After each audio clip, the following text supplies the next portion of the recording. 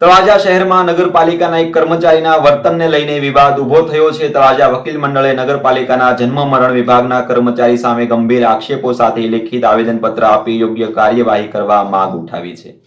વકીલ મંડળના આક્ષેપ મુજબ એક વકીલ સાથે કરવામાં આવેલા ગેરવર્તન માત્ર વ્યક્તિગત મુદ્દો નથી, પરંતુ સમગ્ર વકીલાત વ્યવસાયના માન સન્માન સાથે જોડાયેલા બાબત છે। ત્યારે શું છે સમગ્ર ઘટના, વિગતે વાત કરીએ આ વિડીયોમાં।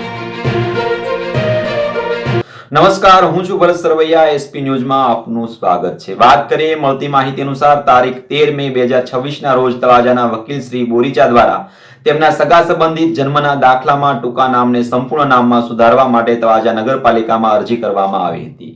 નગરપાલિકા દ્વારા અરજી સ્વીકારી ટોકન પણ આપવામાં આવ્યું હતું। જો કે લાંબા સમય સુધી કોઈ કાર્યવાહી ન થતા અરજદાર પક્ષ દ્વારા અનેક વખત કચેરીમાં સંપર્ક કરવામાં આવ્યો હતો।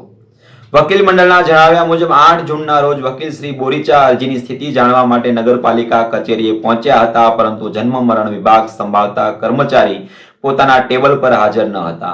અન્ય કર્મચારીઓને રજૂઆત કરવા છતાં કોઈ સંતોષકારક જવાબ મળ્યો ન હોવાનું આવેદનમાં જણાવાયું છે। આ બાદ 12 જૂનના રોજ ફરીથી કચેરીએ પહોંચેલા વકીલશ્રીને સંબંધિત કર્મચારી દ્વારા દાખલો તૈયાર હોવાનું જણાવ્યું હતું, પરંતુ દાખલો શોધવામાં આવ્યો નહોતો। વધુમાં વર્ષ 2017ના દાખલા અંગે હાલ કાર્યવાહી શક્ય નથી અને તે અંગે સરકારનો પરિપત્ર હોવાનો ઉલ્લેખ કરવામાં આવ્યો હતો। જ્યારે વકીલ દ્વારા તે પરિપત્ર જોવા માંગવામાં આવ્યો ત્યારે તે દર્શાવવામાં આવ્યો ન હોવાનું તથા અરજી અંગે લેખિત જવાબ આપવા વિનંતી કરતા કર્મચારી ઉશ્કેરાઈ ગયા હોવાનો આક્ષેપ કરવામાં આવ્યો છે।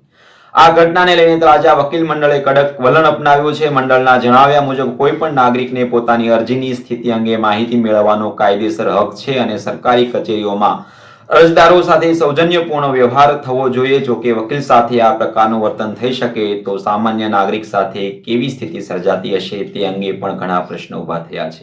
સાથે જ સંબંધિત કર્મચારી સામે યોગ્ય વિભાગીય કાર્યવાહી કરવામાં આવે તેમજ સરકારી કર્મચારીઓને નાગરિકો અને અરજદારો સાથે વ્યવહાર અંગે જરૂરી માર્ગદર્શન આપવામાં આવે તેવી માંગ પણ કરવામાં આવી છે। હાલ આ મામલે તળાજા શહેરમાં ચર્ચાનો વિષય બન્યો છે। વકીલ મંડળ દ્વારા કરવામાં આવેલી લેખિત ફરિયાદ બાદ હવે નગરપાલિકા તંત્ર અને જવાબદાર અધિકારીઓ શું પગલાં ભરે છે તેના પર સૌની નજર મંડાઈ છે। નમસ્કાર, આવી જ ઘટના જો આપની આસપાસ બનતી હોય તો અમારા વોટ્સએપ નંબર ઉપર શેર કરો। નમસ્કાર।